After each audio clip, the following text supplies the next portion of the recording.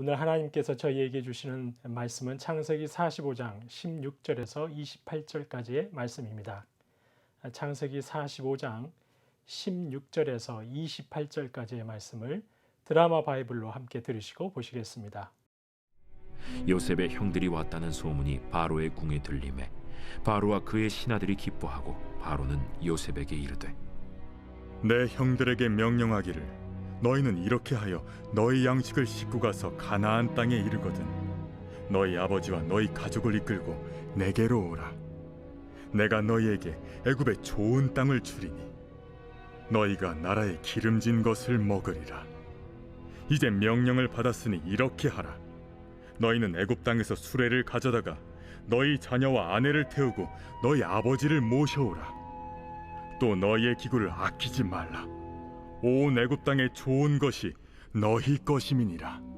이스라엘의 아들들이 그대로 할세 요셉이 바로의 명령대로 그들에게 수레를 주고 길 양식을 주며 또 그들에게 다 각기 옷 한 벌씩을 주되 베냐민에게는 은 300과 옷 5벌을 주고 그가 또 이와 같이 그 아버지에게 보내되 순나귀 10필에 애굽의 아름다운 물품을 실리고 암나귀 10필에는 아버지에게 길에서 드릴 곡식과 떡과 양식을 실리고 이에 형들을 돌려보내며 그들에게 이르되 당신들은 길에서 다투지 말라.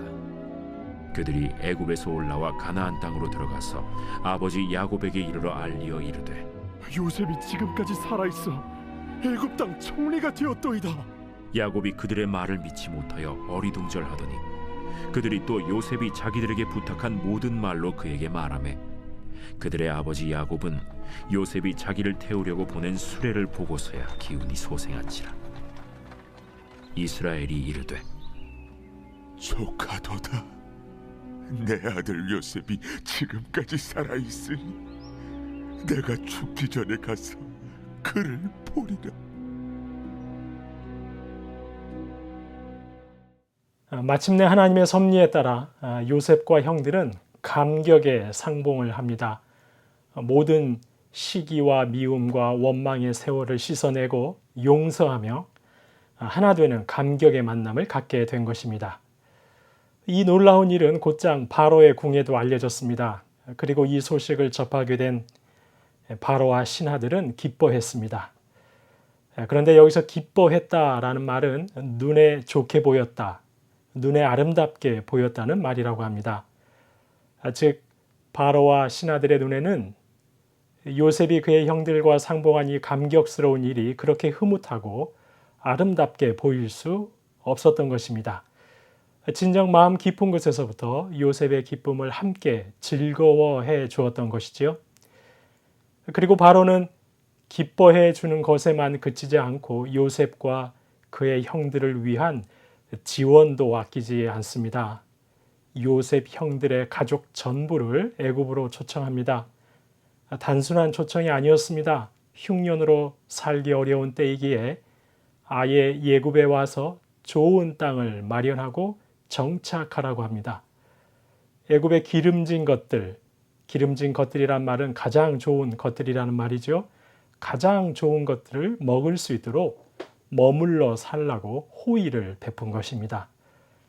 이뿐이 아닙니다. 19절 말씀에 보니까 특별히 바로는 수레를 준비시킵니다. 수레를 가져다가 자녀들과 아내들을 태우고 너희 아버지를 모셔오라고 합니다. 수레는 아이와 여인들 무엇보다 노약자들에게는 없어서는 안 될 장거리 여행의 필수품이었습니다. 요셉의 아버지 야곱은 매우 연로하셨고 아내들과 자녀들은 연약하기에 반드시 수레를 타야 했던 것이죠. 바로는 수레까지 가져가라고 세심하게 마음을 쓰고 있는 것입니다.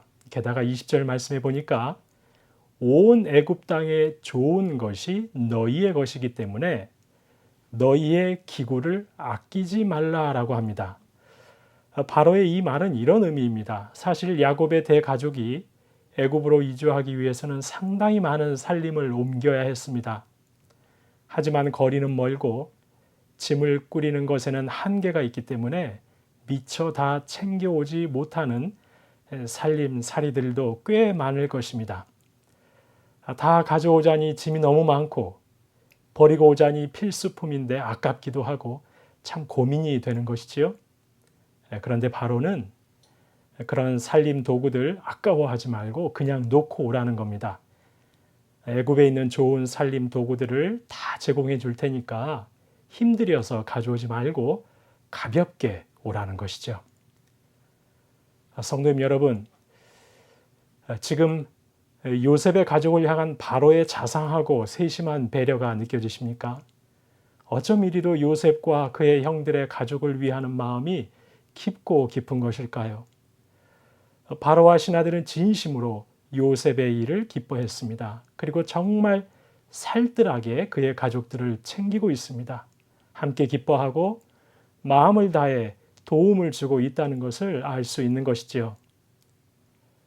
이처럼 마음을 다한 바로의 환대와 신하들의 기뻐하는 모습을 통해 저희는 평소 그들이 요셉을 어떤 존재로 여기고 있었는지를 충분히 짐작할 수 있습니다.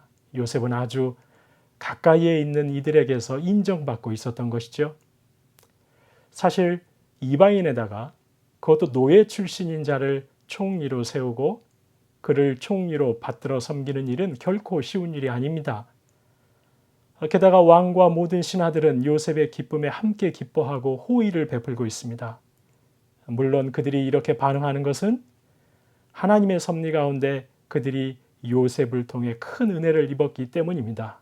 그러나 만약 요셉이 자신의 성공 앞에서 오만방자했다면, 아나무인으로 사람들을 무시하며 살았다면 바로와 신하들로부터 이런 기쁨과 환대를 받을 수 있었을까요? 그렇지 못했을 것입니다. 그는 인간적으로도 주변 사람들에게 무척이나 인정받고 있었던 것이죠. 성도님 여러분, 저와 여러분은 어떻습니까? 저희의 아픔을 이웃이 알았을 때 과연 이웃들은 자기의 일처럼 한 마음으로 함께 아파하고 안타까워할 수 있을까요? 나의 기쁨이 이웃과 공동체에 알려졌을 때 이웃이 그 기쁨을 진심으로 함께 기뻐해주고 그 기쁨이 온 공동체의 즐거움으로 번져가는 그런 역사가 가능한 것일까요? 사실 요셉은 애굽에서 누가 보든 또 보지 않든 항상 하나님 앞에서의 삶을 살았던 사람입니다. 그리고 그런 그를 가까이에서 지켜본 자들은 누구 하나 예외 없이 요셉을 보고 하나님께서 그와 함께 계신다라고 말할 수 있었습니다. 그가 참으로 진실된 사람임을 알아보았던 것입니다. 그렇습니다. 저희 역시 늘 하나님 앞에서 코람데오의 신앙을 가지고 하나님과 동행하는 일상을 살아간다면 많은 이들이 저희를 보고 참으로 진실된 하나님의 사람이라고 인정하게 될 것입니다. 그리고 저희가 그렇게 진실된 삶을 살아갈 때 사람들은 저희의 아픔에 마음을 다해 함께 아파하고 저희의 기쁜 일에 진심으로 기뻐해 줄 것입니다. 저와 여러분 오늘 하루 하나님 앞에서의 신앙, 하나님과 동행하는 일상을 살아가심으로 가까이에 있는 이들에게 참된 신앙인이라고 인정받으실 수 있는 복된 한 날 되시기를 주님의 이름으로 축원합니다. 이렇게 요셉과 상봉한 야곱의 아들들은 바로의 극진한 환대를 약속받고 가족들과 아버지를 모시러 집으로 돌아갑니다. 그들이 가나안 땅으로 돌아가서 아버지 야곱에게 가장 먼저 전달한 이야기는 당연히 요셉에 관한 것이었습니다. 요셉이 살아있고 애굽 땅에서 총리가 되었더라고 놀라운 소식을 전합니다. 하지만 야곱은 도무지 그 말을 믿지 못하고 어리둥절할 뿐이었습니다. 그러다가 바로가 보낸 화려한 수레를 보고서야 아들들의 말을 신뢰하게 됩니다. 그리고 28절에서 야곱은 이렇게 말합니다. 족하도다.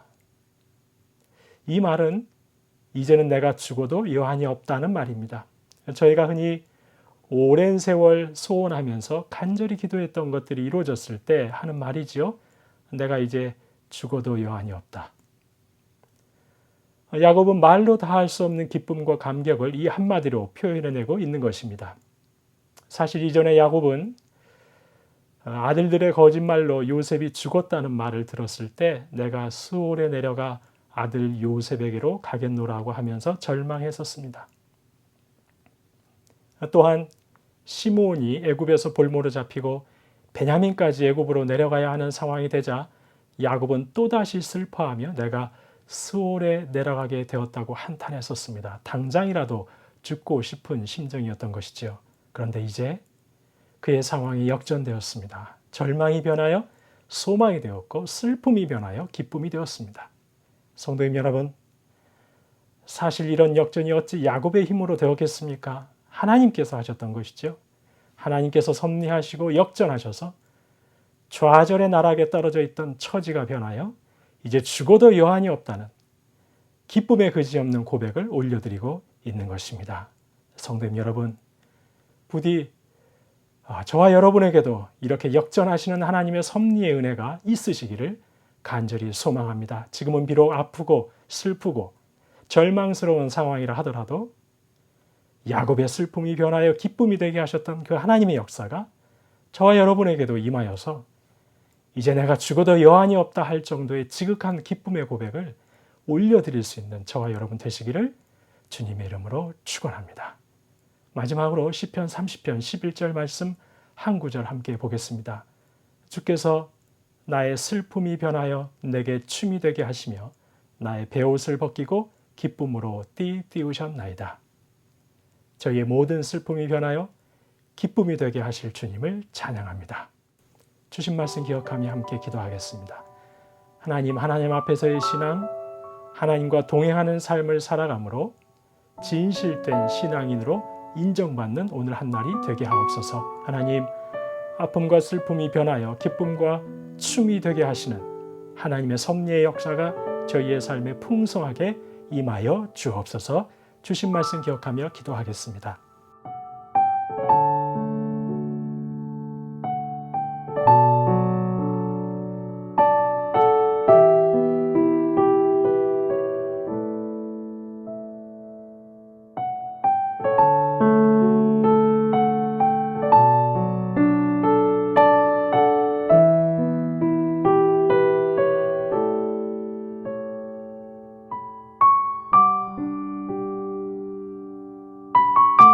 나라와 민족을 위해서 기도합니다. 쉬지 못하는 의료진들, 가게를 열지 못하는 상인들, 코로나 우울증을 겪는 청년들, 주님 이분들에게 살 소망이 넘치도록 어서속히 긍휼을 베풀어 주옵소서.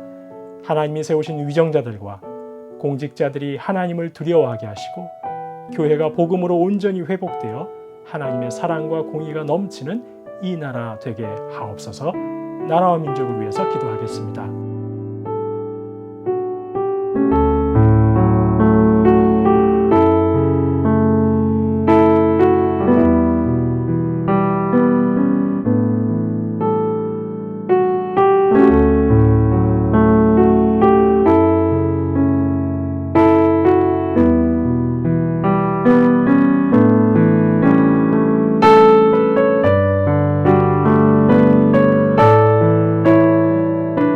교회를 위해서 기도하겠습니다. 하나님, 연기된 공동의회가 순적하게 이루어질 수 있도록 주님께서 모든 환경과 일정을 주장하여 주옵소서. 끝까지 하나님의 선하신 뜻만 이루어지는 청구인 과정이 되게 하옵소서.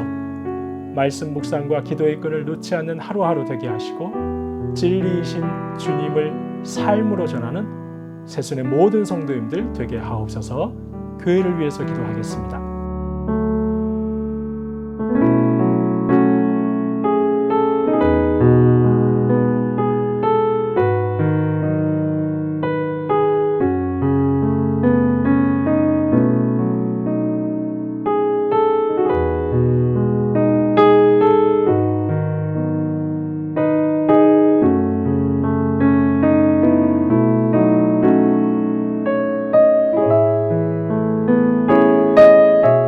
선교사님과 환우들을 위해서 기도합니다. 오늘 수요일은 인도의 오종문 강귀숙 선교사를 위해서 기도합니다. 하나님, 확진자가 급증하는 가운데 사역자들을 감염으로부터 지켜주시고 공동체 식구들이 더욱 믿음이 강하여지며 평강 가운데 주님 기뻐하는 삶을 살게 하옵소서.